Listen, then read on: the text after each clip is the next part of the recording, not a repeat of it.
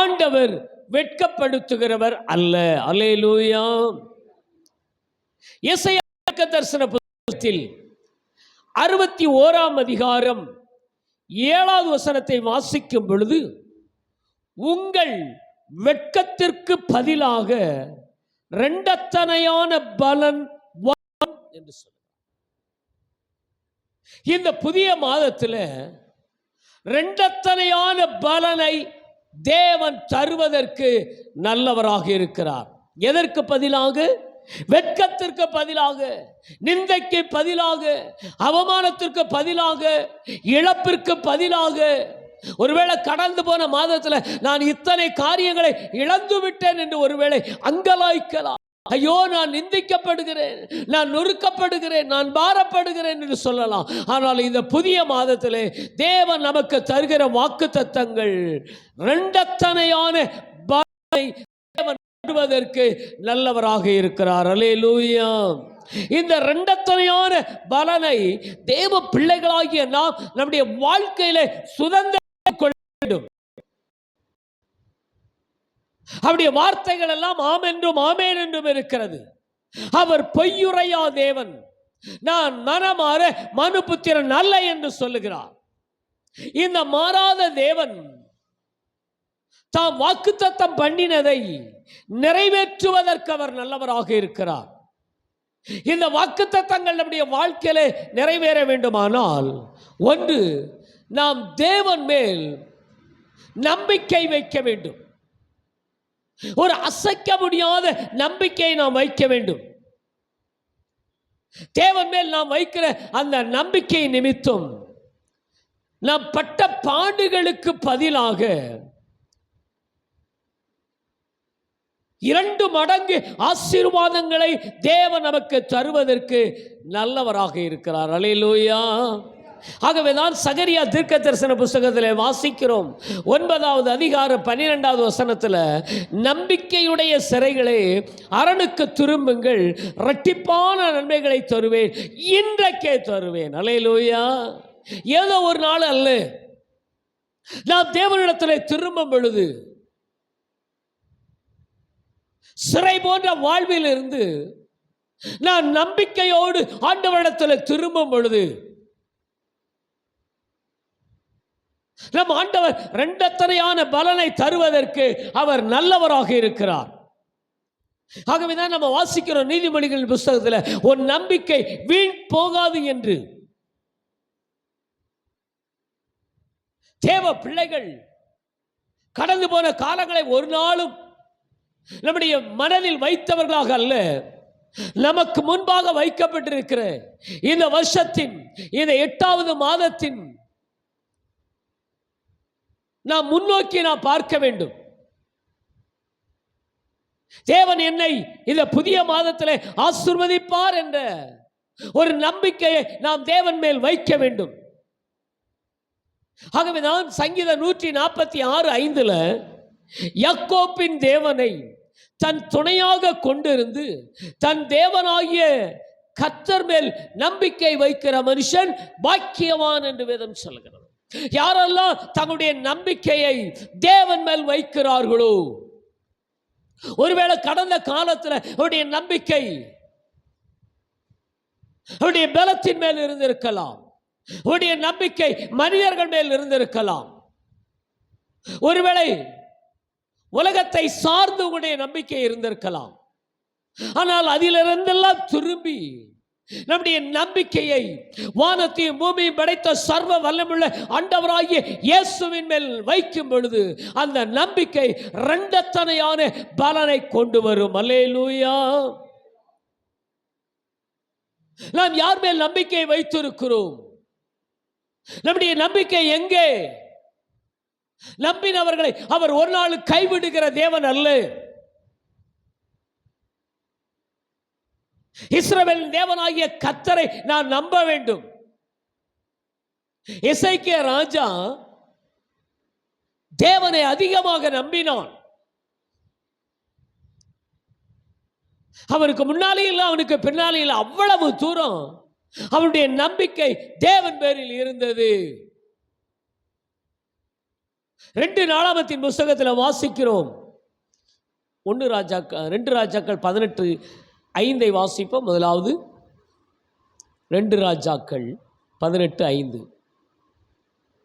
அவன் இஸ்ரவேலின் தேவனாகிய கர்த்தரின் மேல் வைத்த நம்பிக்கையிலே அவனுக்கு பின்னும் அவனுக்கு முன்னும் இருந்த யூதாவின் ராஜாக்களில் எல்லாம் அவனைப் போல ஒருவனும் இல்லை. வேதம் அவனை மெச்சிக்கொள்ளுகிறது. அவன் தேவன் மேல் வைத்த அந்த நம்பிக்கையை, ஆண்டவர் நம்முடைய நம்பிக்கையை மெச்சிக்கொள்ளுகிற அளவிற்கு ஒரு அசைக்க முடியாத நம்பிக்கையை நாம் தேவன் பேரில் வைக்க வேண்டும். 2 நாளாகமத்தின் புஸ்தகத்தில் 32ஆம் அதிகாரத்தில் தம்முடைய ஆளுகைக்கு உட்பட்ட அந்த ஜனங்களுக்கு எசேக்கியா சொல்லும் பொழுது, நீங்கள் திடன் கொண்டு தைரியமாயிருங்கள், அசீரியா ராஜாவுக்கு அவனோடு இருக்கிற ஏராளமான கூட்டத்திற்கும் பயப்படாமலும். அசீரியா ராஜா யூதாவுக்கு விரோதமாய் எழும்புகிறான். நமக்கு விரோதமாய் அநேகர் எழும்பலாம், அநேக பிரச்சனைகள் நமக்கு முன்னால இருக்கலாம். ஆனால் அவைகளை கண்டு நாம் ஒரு நாளும் பயப்படவே கூடாது. அல்லேலூயா. இந்த உலகத்தில் இருப்பவனில் நம்மில் இருக்கிற ஆண்டவர் பெரியவர்.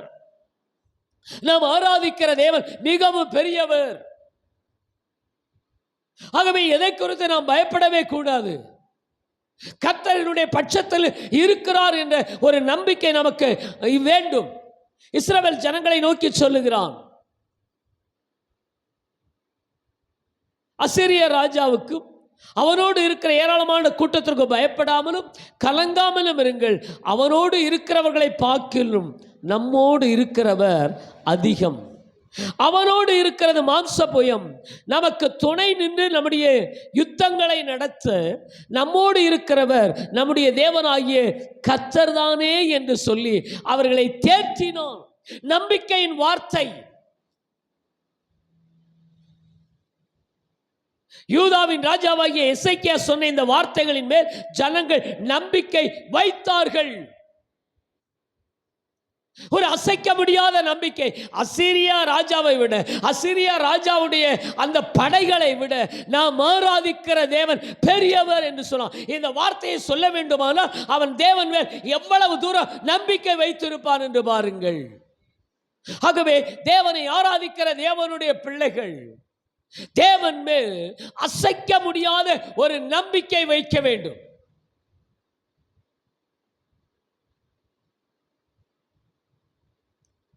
நாம் தேவனை நம்பும் பொழுதுதான் நம்முடைய நெருக்கத்திலிருந்து விடுதலையை தேவன் தர முடியும்.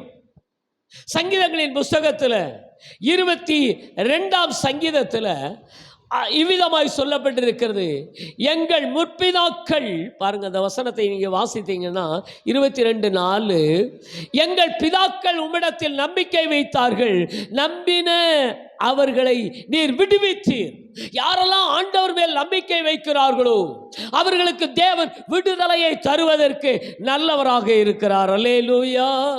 நம்முடைய நம்பிக்கை தேவன் பேரில் இருக்க வேண்டும். கட்டுகளில் இருந்து விடுதலை, பாரத்திலிருந்து விடுதலை, நெருக்கத்திலிருந்து விடுதலை, வியாதியிலிருந்து விடுதலையை தேவன் தருவதற்கு நல்லவராக இருக்கிறார். நான் எவ்வளவோ பிரயாசப்பட்டேன், இந்த காரியங்கள் என் வாழ்க்கையில கைகூடும் என்று நான் மிகவும் எதிர்பார்த்தேன். ஆனால் கைகூடவில்லை என்று ஒருவேளை சோர்ந்து போன சூழ்நிலையில் நீங்கள் இருக்கிறீர்களோ? உன்னுடைய காரியத்தை தேவன் வாய்க்க செய்வதற்கு நல்லவராக இருக்கிறார்.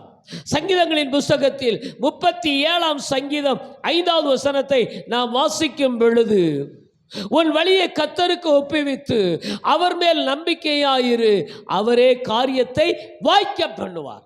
அவருடைய காரியத்தை தேவன் வாய்க்க பண்ணுவார். இதுவரைக்கும் தடைபட்டு இருந்திருக்கலாம், அவருடைய காரியம் வாய்க்காததுனால மனம் சோர்ந்து போயிருக்கலாம். அவருடைய காரியத்தை தேவன் வாய்க்க பண்ணுவார். நீங்கள் தேவன் மேல் நம்பிக்கை வைக்கும் பொழுது இரண்டத்தனையான பலனை கொடுக்கிற தேவன் அவருடைய காரியத்தை எல்லாம் வாய்க்க செய்வதற்கு அவர் நல்லவராக இருக்கிறார். நீதிமொழிகளின் புஸ்தகத்தில் வாசிக்கிறோம். 10ஆம் அதிகாரம் 28வது வசனத்தில், நீதிமான்களின் நம்பிக்கை மகிழ்ச்சியாக்கும். நீதிமானுடைய நம்பிக்கையை மகிழ்ச்சி. இன்னைக்கு எத்தனை பேருடைய வாழ்க்கையில மகிழ்ச்சி இல்லை? உலக பொருட்களோ செல்வங்களோ மேன்மையின் வாழ்வோ ஒரு நாள் மகிழ்ச்சியை கொண்டு வராது. தேவன் மாத்திரமே நமக்கு சந்தோஷத்தையும் சமாதானத்தையும் மகிழ்ச்சியை கொண்டு வருவதற்கு நல்லவராக இருக்கிறார். அல்லேலூயா. ஆகவே நம்முடைய நம்பிக்கையை தேவன் பேரில் வைக்க வேண்டும். தீர்க்கனாகிய எரேமியா சொல்லும் பொழுது 17ஆம் அதிகாரத்தில் 7-8 வசனங்களை வாசிக்கும் பொழுது, கர்த்தர் மேல் நம்பிக்கை வைத்து கர்த்தரை தன் நம்பிக்கையாய் கொண்டிருக்கிற மனுஷன் பாக்கியவான். யார் கர்த்தர் மேல் நம்பிக்கை வைக்கிறார்களோ அவர்கள் தான் ஆசீர்வதிக்கப்பட்டவர்கள். கர்த்தரை தன் நம்பிக்கையாக கொண்டிருக்க வேண்டும். அப்படி யாரெல்லாம் கர்த்தர் மேல் நம்பிக்கை வைக்கிறார்களோ அவர்கள் எப்படி இருப்பார்கள் என்று அடுத்த வசனத்தில் சொல்லுகிறார். ஒரு 5 காரியத்தை சொல்லுகிறார். ஒன்று, அவன் தண்ணீர் அண்டையில் நாட்டப்பட்ட ஒரு மரம். தண்ணீர் அண்டை என்று சொல்லும்போது ஒரு செழிப்பை அது கொடுக்கும். கால்வாயின் ஓரத்தில் தன் வேர்களை விடுகிறது.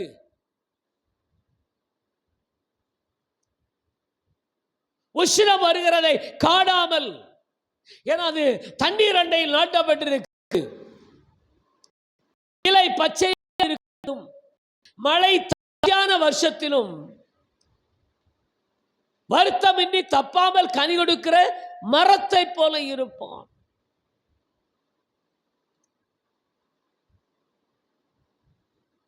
யார் தேவன் மேல் நம்பிக்கை வைக்கிறார்களோ அவருடைய வாழ்க்கையை தேவன் இவ்விதமாய் ஆசீர்வதிப்பதற்கு நல்லவராக இருக்கிறார். அப்போ ஸ்தோத்திரம். அந்த ஏசாயா 61:7 சொன்ன பிரகாரமாக உங்கள் வெட்கத்திற்கு பதிலாக 2 பலனை தேவன் தருவார். நாம் தேவன் மேல் நம்பிக்கை வைத்து அவரிடத்தில் திரும்பும் பொழுது. அல்லேலூயா, ஸ்தோத்திரம். 2வது, நாம் வேண்டுதல் செய்யணும் அல்லது நாம் தேவ சமூகத்தில் ஜெபம் செய்யும் பொழுது, ஜெபம் ஒருவருடைய வாழ்வில் மிக மிக இன்றியமையாதது. அவர் ஜெபத்தை கேட்கிற தேவன். அவர் ஜெபத்திற்கு பதில் தருகிற தேவன். அவர் பேசாத கல்லோ மரமோ அல்ல, அவர் பேசும் தெய்வம். அல்லேலூயா. இந்த தேவ சமூகத்தில் நாம் விண்ணப்பங்களை சொல்ல வேண்டும். நாம் இன்னைக்கு சோர்ந்து விடுகிறோம். பாடுகள் வரும் பொழுது, நெருக்கங்கள் வரும் பொழுது, பிரச்சனைகள் வரும் பொழுது, பலவீனங்கள் வரும் பொழுது சோர்ந்து விடுகிறோம். ஐயோ, என்னால் ஒன்று செய்ய முடியவில்லை என்று. கர்த்தர் நமக்காக யாவையும் செய்கிற தேவன். நமக்காக யாவையும் செய்கிற அந்த தேவ சமூகத்தில் நாம் மன்றாடுகிறவர்களாக இருக்க வேண்டும். நாம் செபிக்கிறவர்களாக இருக்க வேண்டும். செபிக்கும் பொழுதுதான் இரட்டிப்பான ஆசீர்வாதங்களை நம் வாழ்க்கையில பெற்றுக்கொள்ள முடியும்.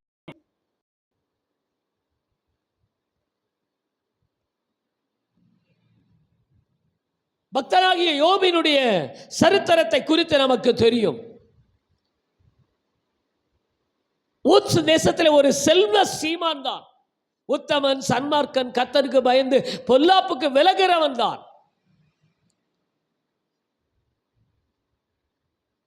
எல்லாவற்றையும் இழந்து விட்டான். நிர்கதியான ஒரு சூழ்நிலை. அடுத்து என்ன செய்வது என்று தெரியல.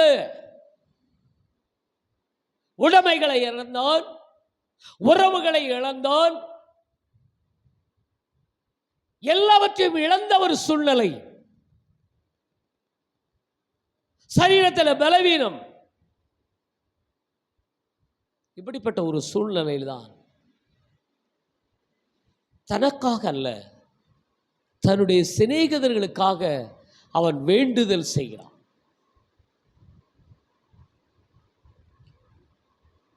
இன்னைக்கு நம்முடைய ஜெபங்கள் எல்லாம் நம்மை சுற்றியே இருக்கிறது.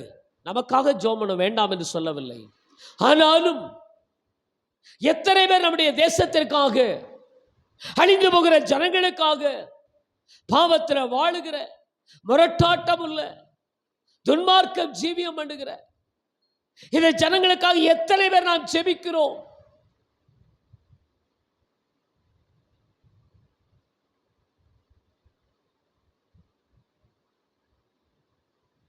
தேவ பிள்ளைகள் அதிகமாக நாம் தேவ சமூகத்தில் மன்றாட வேண்டும்.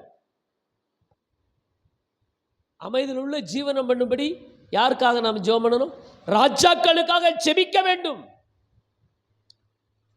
பவுல் தீமோத்தேயுக்கு எழுதுகிறார், தேவ பிள்ளைகள் நாம் ஜெபம் பண்ணணும்.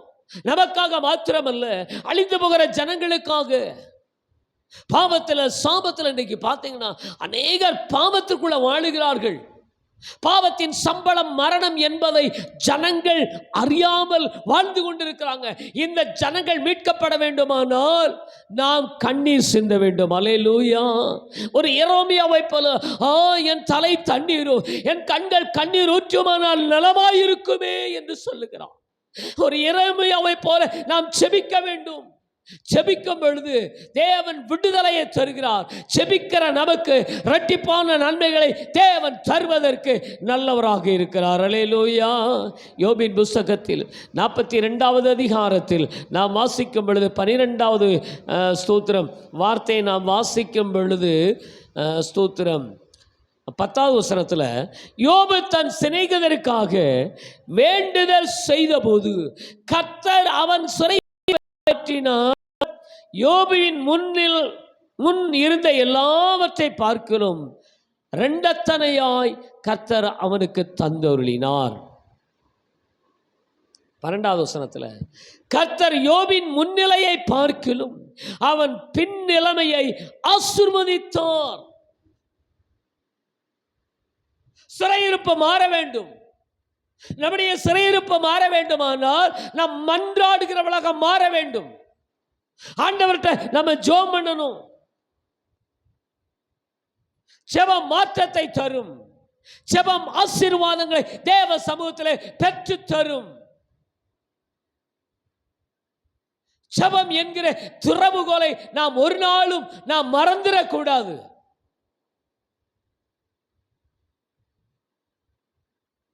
அப்ப யோபினுடைய வாழ்க்கையில சிறையிருப்பு மாறின முன்னே வாழ்வு இரட்டிப்பாய் இருந்தது. இரட்டிப்பான ஆசீர்வாதங்களை தேவன் தந்தார். அதற்கு காரணம் அவருடைய ஜெபம்.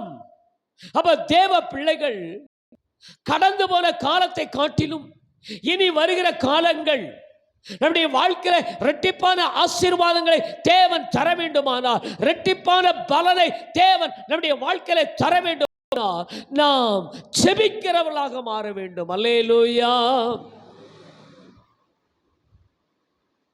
1 ராஜாக்களின் புஸ்தகத்தில்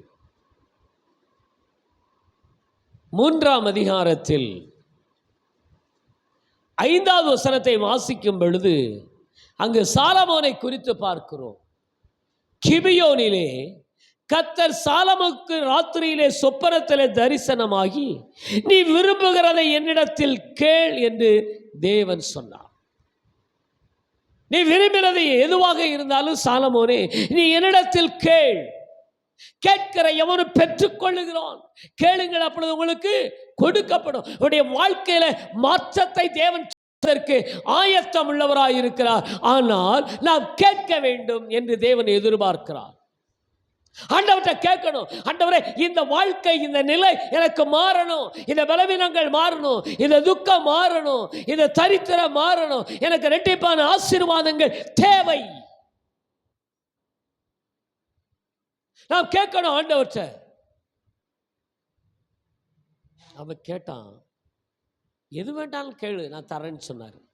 ஆனால் அவன் எதை கேட்டான்னா 9வது வசனத்தில், ஆண்டவரே, உமது ஜனங்களை நியாயம் விசாரிக்கவும் நன்மை தீமை என்னதென்று வகையறுக்கவும் அடியனுக்கு ஞானமுள்ள இருதயத்தை தந்தருளும். அல்லேலூயா. அவன் கேட்டது ஞானமுள்ள இருதயம். அந்த ஞானமுள்ள இருதயத்தை மாத்திர தேவன் கொடுக்கவில்லை, கேளாத ஐஸ்வர்யத்தையும் மகிமையும் அவனுக்கு தந்தருளினார் என்று நம்ம 13வது வசனத்தில் வாசிக்கிறோம். கேட்டது ஞானமுள்ள இருதயம், ஆனால் தந்தது கேளாத ஐஸ்வர்யத்தையும் மகிமையும் தேவன் கொடுத்தார். நம்முடைய தேவன் நல்லவர். கேளாதவைகளையும் அவர் தருகிற தேவன். எனக்கு ஞானமுள்ள இருதயம் வேண்டும் ஆண்டவரே என்று கேட்டான். ஆனால் ஐஸ்வர்யத்தையும் கனத்தையும் தேவன் கொடுத்தார். இரட்டிப்பான ஆசீர்வாதங்களை தேவ மக்களுக்கு அவர் தருவதற்கு நல்லவராக இருக்கிறார்.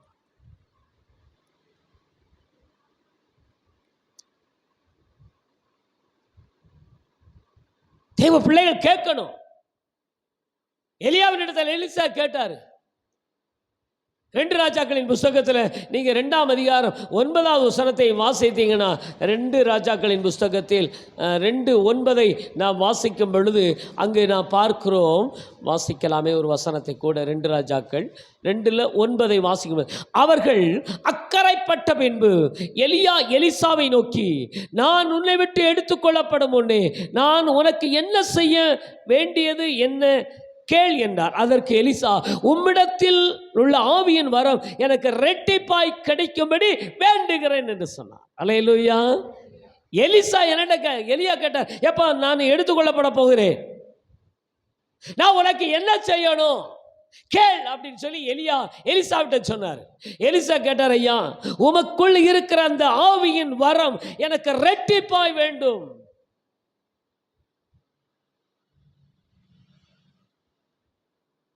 இரட்டிப்பாய் வேண்டும். அவன் பெற்றுக்கொண்டான். நாம் கேட்கும் பொழுதுதான் இரட்டிப்பான வரங்களை தேவன் தர முடியும். இரட்டிப்பான ஆசீர்வாதங்களை தேவன் தர முடியும். வெறுங்கையாய்த்தான் போனான் யாக்கோபு. ஆனால் திரும்பி வரும் பொழுது 2 பரிவாரங்கள் உடையவனாக வந்தான்.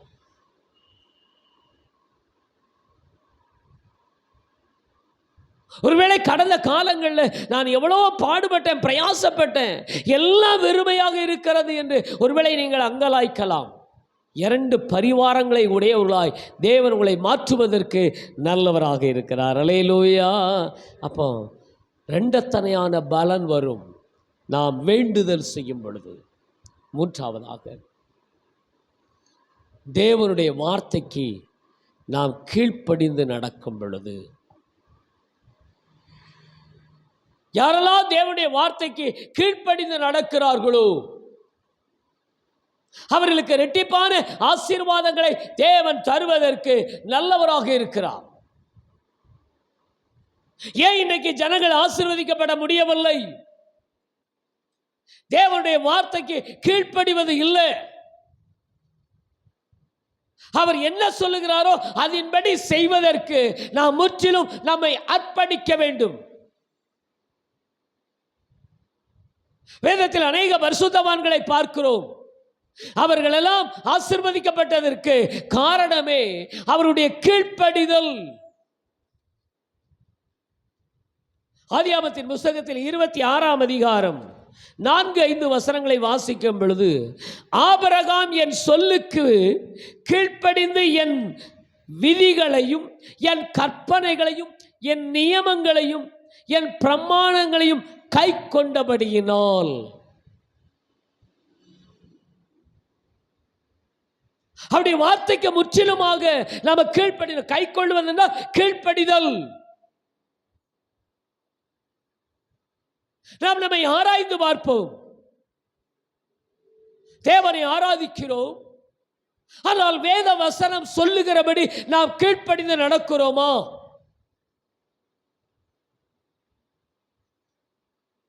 என் பிரமாணங்களை கை கொண்டபடினால் நான் உன் சந்ததியை வானத்தின் நட்சத்திரங்களைப் போல பெருக பண்ணி உன் சந்ததிக்கு இந்த தேசங்கள் யாவையும் தருவேன். உன் சந்ததிக்குள் பூமியில் உள்ள சகல ஜனங்களும் ஆசீர்வதிக்கப்படும். அப்ப ஆசீர்வாதங்களை பெற வேண்டுமானால், இரட்டிப்பான பலனை தேவன் நம்முடைய வாழ்க்கையில தர வேண்டுமானால், அவருடைய வார்த்தைக்கு முற்றிலுமாக நாம் கீழ்ப்படிய வேண்டும்.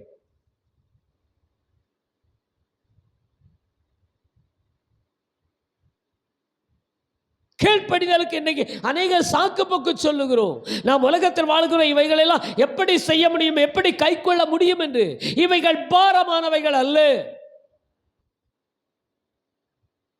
தேவனுடைய வசனத்தை நம்முடைய வாழ்க்கையில கை கொள்ள வேண்டும். உபாகமத்தின் புத்தகத்தில் வாசிக்கிறோம், 11ஆம் அதிகாரத்தில் 13, 14 வசனங்களை வாசிக்கும் பொழுது, நீங்கள் உங்கள் தேவனாகிய கர்த்தரிடத்தில் முழு இருதயத்தோடும் முழு ஆத்துமாவோடும் அன்பு கூர்ந்து அவரை சேவிக்கும்படி இன்று உங்களுக்கு கற்பிக்கிற என் கற்பனைகளுக்கு கீழ்ப்படிந்தோல்.